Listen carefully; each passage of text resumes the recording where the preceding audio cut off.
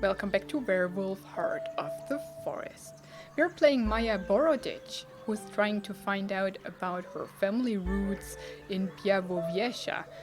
And there we are, in the village center. We just met some people. I kept looking over my shoulder, but no one was following us. So we're now going, I think, to the old cemetery. We're going in a circle here.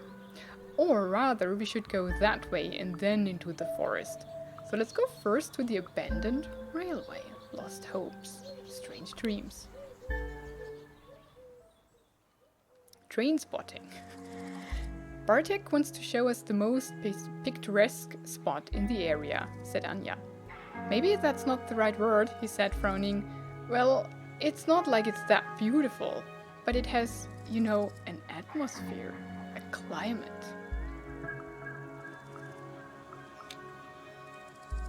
Ambience? Anya said it at the same moment as I, and we laughed. Ambience, Bartek smiled, visibly relieved. I meant ambience. We ended up on some abandoned tracks. We soon left the village behind and ended up on some abandoned railway tracks. So this is where the magic happens? I grinned, pointing at empty bottles and used condoms strewn along the tracks. But with the slow winding river a stone's throw away and the long drooping branches of the old trees shading the unusual railway, that place really was picturesque. The bees buzzed around us, the birds sang like there was no tomorrow, and the fragrance of herbs hung thick in the air. My head was spinning. I think we know why it's abandoned, because it's a small village and maybe not worth it to have an active railroad, because everybody has a car now anyways.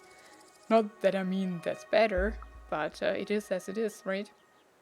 It all felt unreal. I remember the song, because of the birds that sing, right? As we were walking and enjoying the sun, a half-forgotten song came back to me. I must have heard it as a child, and it had stuck with me. I didn't understand the words, but the melody seemed fitting for the occasion. I started humming it. As I walked, I started humming and working on it until the melody felt right. After a while, Anya joined me, and we just walked, humming and playing with the tune. Bartek just laughed. Trust me, it's better that I don't sing. When we entered the dense corpse... Sorry, it's not a corpse, it's a copse? I don't know the word, sorry. We noticed a woman standing among the trees. It was Lisa. Hello, Bartek, she said. How did she get there? How did you get here so fast? I couldn't help but ask. There are shortcuts. She didn't elaborate. Hello, Elisabetta Danilovna, answered Bartek. I could hear something in his voice. Was it fear, respect, anger? I couldn't place it. She smiled. Do you mind if I join you? She asked.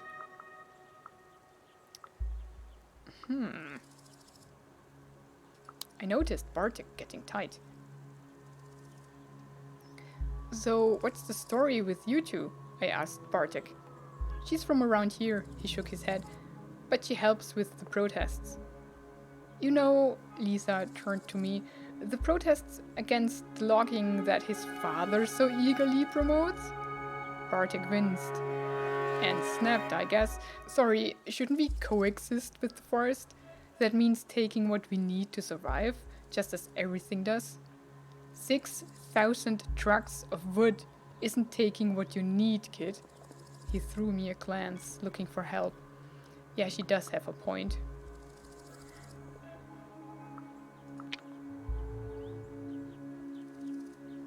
Don't look at me, Bartek. I think it's barbaric. I wasn't about to beat around the bush. If it was about local action, there wouldn't be a problem, Anya chimed in. But it isn't. Giant corporations are at work here with heavy machinery. Ask your friend about his father's money and his clients, Lisa shrugged. Bartek stormed away. I shrugged and followed him. Lisa followed me. We walked the narrow path. The path was too narrow for all of us to walk together, so at some point I found myself walking with Lisa. She would squat from time to time and collect some herbs. "So you're looking for your roots?" she said after a while. "Why?"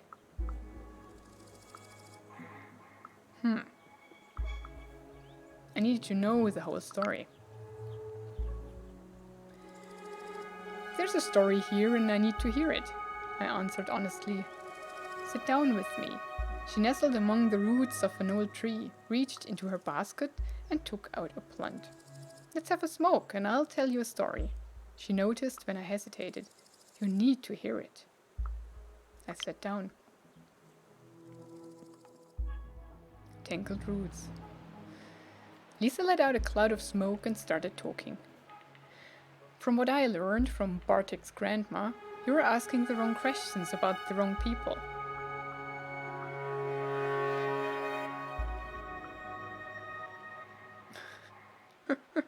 Her voice was so soothing. "Why shouldn't I be asking about my family?" "I was asking about my family," I pointed out. "But not the right branch of the family," she said. "Your grandfather wasn't from this village." "This is a tainted land, girl," she continued. So much blood was spilled that Pushcha almost lost her mind. Pushcha? Pushcha was one of the words for the forest. Polish had lots of those, but she used it in a weird way. "Why do you call the forest Pushcha?" "Isn't Las the right word?" "I call her Pushcha because it's her proper name," she huffed. "Las is to Pushcha what dog is to a wolf. Domesticated, enslaved, used. Pushcha is the primeval forest, one untouched by humans. Primal, strong and feared." There was admiration in her voice, and I realized that the word sounded like the rustle of leaves, like the wind. Pushcha. As I was telling you, Pushcha almost went mad. And it's not wise to wake those spirits, especially not now. I wasn't afraid to stir up memories. "Do you mean the spirits of the past?" I shrugged. "I'm not afraid to stir up some memories." She looked at me with those uncanny eyes. Her gaze was almost unbearable, hard, with anger smoldering somewhere deep within it, ready to jump at my throat. And then suddenly something changed. Lisa sighed heavily. "You have no idea, do you?" "About the past?" "No," I admitted. "All I know is that my grandfather was born here and that his aunt was a healer and an herbalist." Her eyes lost focus, as though she was looking at something only she could see. "In 1939, when the war broke out, first came the Germans and then the Russians. You know, they actually worked together. Stalin never forgot that he was beaten by the Poles in 1920. She shot me a glance. I nodded politely. I didn't really care, but I nodded politely. "Oh, you have no idea what I'm talking about. It doesn't matter really." She took a drag. "Anyway, many millions of lives later, Stalin and Hitler stopped sleeping together, so to speak, and the Germans came. And then the Russians again. And then there were the forest soldiers."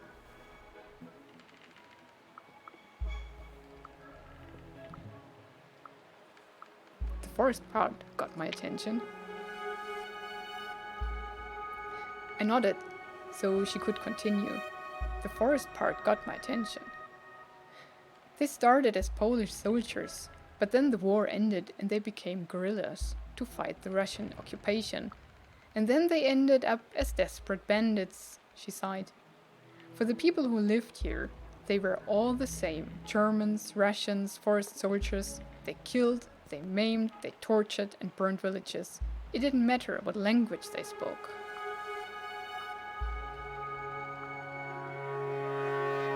She looked sad. I'm sorry. I touched her arm. I didn't know that it was also tangled. My great-grandparents were from here, she sighed. After the war, there were some changes, and my whole family was sent to Siberia to die. My grandmother was the only one who survived. She met a Buryat shaman, and here I am. But your story is tangled with all of this. She looked straight at me. Have you ever wondered what your grandfather did during the war? He was a forest soldier, I suppose. Suddenly I felt dizzy. I wanted to answer, but suddenly I felt dizzy. The smoke from her joint smelled funny. Of forest moss, strange herbs, and ash and blood. I was drifting away.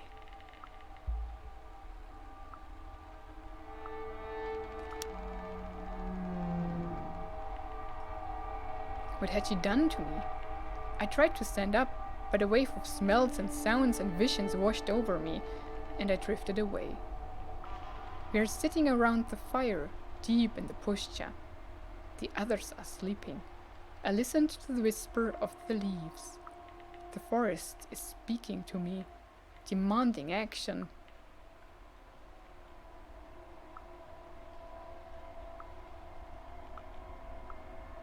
What task? We're sitting around the fire in the pushcha. In the task. It wants me to be its revenge. I understand what has to be done, and I can't wait to be the forest's revenge. I wake the others and tell them the plan. Tomorrow we are going to burn a village. I sit by the fire and listen to wolves howling to the moon, weeping for their slain brothers and sisters. Then the vision ends. When I came to my senses, Lisa was still looking at me.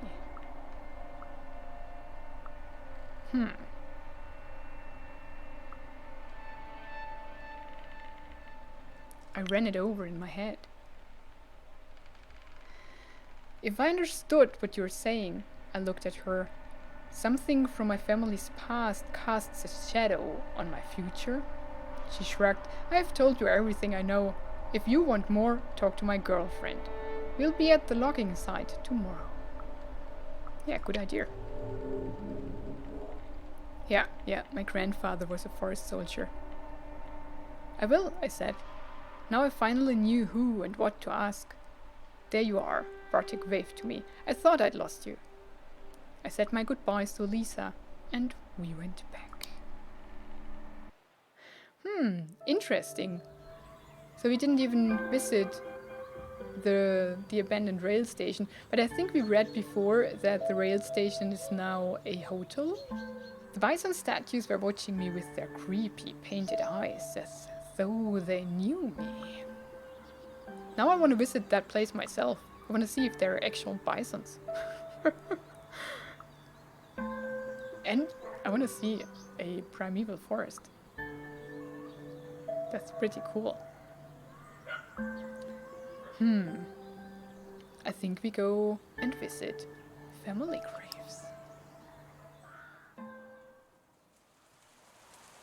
Matters of the soul. So we have quite a few churches here, Bartek explained, as we walked down the road. 2 Orthodox, 1 Catholic, and even 1 Baptist church, he said, as though it were something uncommon. So I asked about it. And what's so special about that? I wasn't sure what he meant. He looked at me a bit disoriented, and then it hit him. Oh, of course, you're not from here. Well, Poland is almost exclusively Catholic, so it's a bit uncommon to have all these denominations in one small village. Any Lutheran churches? Asked Anya. I don't think so. Bartek shook his head, and as he led us to a small wooden church surrounded by a cemetery. Anyway, Even though we have all these churches, there's only one cemetery. The church was Orthodox, but the graves were a mishmash of styles and faiths. Catholic, Orthodox, atheist, everyone resting together. Well, that's not a faith. It's a non-faith. Bartek looked like he didn't approve. The place reminded me of a forest. There was something poetic about it. That's a nice sentiment. There's something poetic about everyone meeting in the same place when they die. Bartek smiled. There is, isn't there? He looked at the cemetery, and for a moment he seemed lost in his thoughts. All of my family lies here, he said. I mean, the ones that are dead. Hey, what do you think? What do you think happens when you die? Nothing. Why isn't there a nothing option? When you just die. An echo. What would that mean? I hoped for something fair. I didn't know. I don't really know, I laughed. I mean, I feel like there is something more, but I don't think any religion really got it right. My mother raised me as an atheist, so I just try to live and have fun. Isn't she American? I mean, yeah, why not? Bartek nodded. I understand. Sometimes I'm not very sure either. He looked over the cemetery fence. Well, anyway, this is it. The spiritual heart of Białowieża. We can go see something else if you like. So that's where we stood. I wanted to go in, and he was clearly scared to let me enter the cemetery. Why that? Yeah. Huh? Who can hold you back? I mean, just go in. Not so fast. I want you to look for my family here, remember? I smiled, opening the gate. Bartek shifted uncomfortably. I don't know if that's a good idea. He was hiding something. You found it, my family's grave. Maybe? So what are we waiting for? Anya smiled at him. He mumbled something and led us through the labyrinth of graves to the far end of the cemetery. He continued. The walkways were very narrow, and the whole place seemed quite chaotic. Catholic crosses, Orthodox crosses, no crosses at all, huge statues and simple gravestones, graves you couldn't see because of all the flowers, graves that seemed completely forgotten. And then I saw the woman, tall, broad-shouldered and long-legged, with grey dreadlocks pinned to the crown of her head. She must have been in her late 40s or early 50s. She was marching through the walkways with fury in her eyes. Bartek quickly stepped between the graves to get out of her way. I did the same.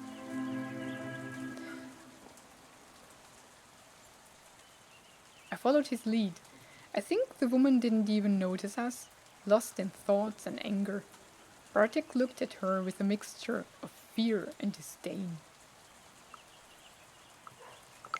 I asked Bartek about her. Who was that? I asked, watching the woman leave. Bartek winced. Oh, that's Olga. She's a local activist. She left... Oh, the church bells.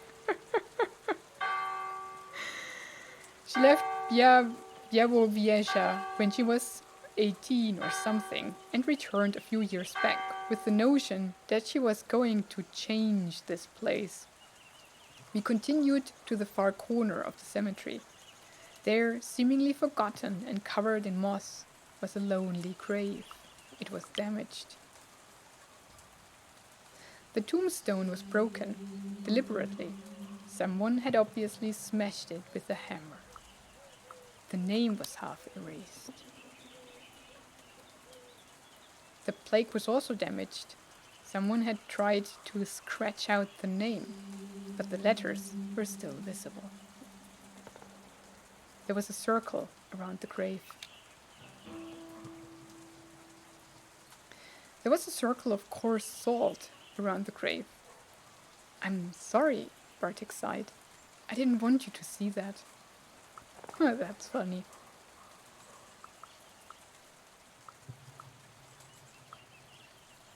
Was it because of me? It is because you asked about me, I asked through clenched teeth. He shook his head. The first thing I did when you gave me the name was come here. It was already like that. Anya squatted and looked at the plaque. I can't read it. The letters are all wrong. She glanced at Bartek. Is it Russian? Belarusian. The same letters, different language, he explained. There were a lot of them. There were a lot of them here before the war. I looked at Bartek, hoping for some context. Bartek put his hands in his pockets. So, you don't know anything about your dad's side of the family? He asked me cautiously. Whatever happened at least 70 years ago. And someone still remembers. He had a point. I don't know them.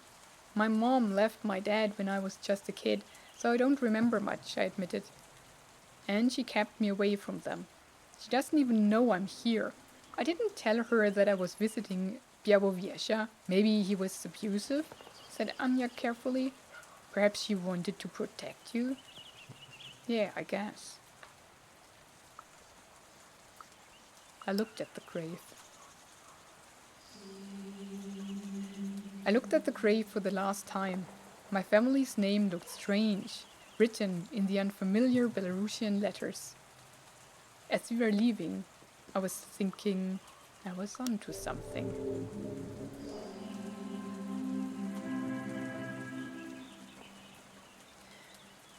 There was something unnatural about my family, and me coming to Białowieża had stirred some old demons. I just had to find out what my ancestors were doing here, who they were. With that thought, I left the cemetery.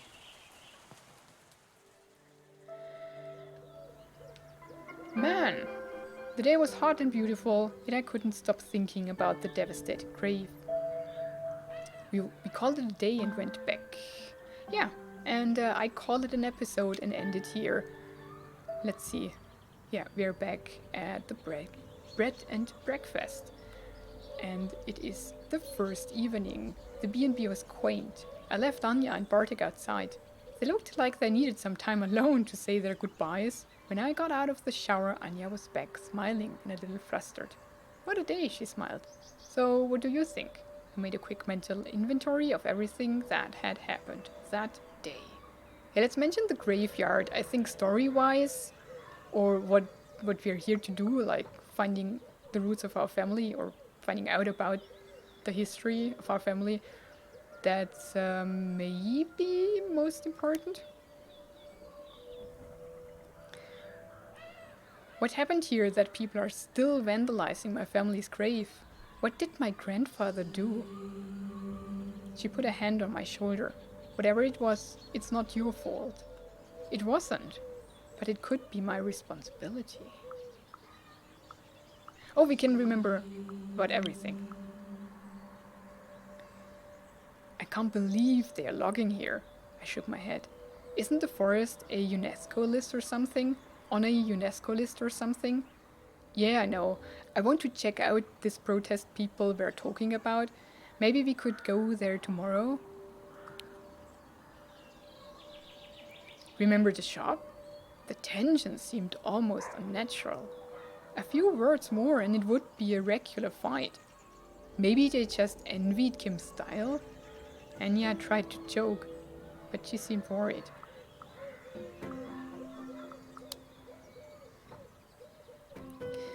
Something weird happened when I was talking with Lisa. I think it was her joint, but I saw things. It looked like something from the past. Like from your past? For a second I searched for words to explain it to her, but I couldn't really. I think think it was my grandpa. It's hard to say, but it sure was weird. I shrugged, ending the topic, and I didn't feel like talking anymore. You know what? I'm seriously tired.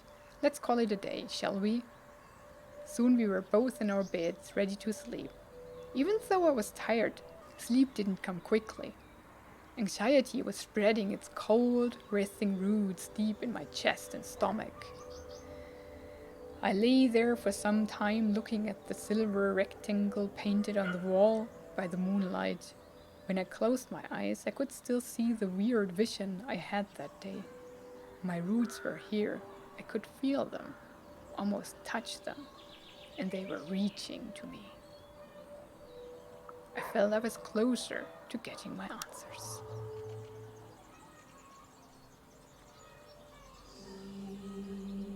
I felt that the answers I was looking for were within my reach. I just had to go and see the logging protests, meet the right people, and make them talk. After a long while, all those thoughts became blurry. They slowly started to turn into pictures, sounds, and colors, and I drifted off.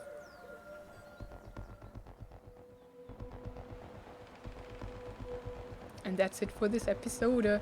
Thank you so much for watching it. Have a wonderful and adventurous day, and goodbye.